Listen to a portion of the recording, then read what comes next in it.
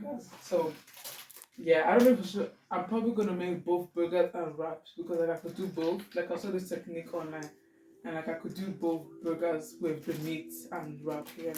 So yeah, that's how they look like. Very very raw. So they need to like defrost, and then I'm gonna fry them in a frying pan type things, and then I'm gonna make both burgers and wrap. So yeah.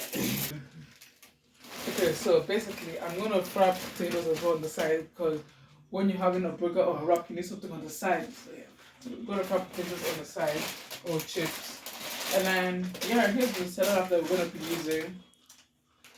So yeah, very good. I like this salad. Very good. There's a lot inside. That way, yeah, not too much.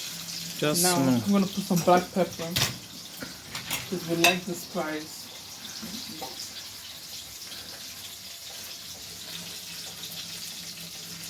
Not too much, yeah, too much. And now we wait.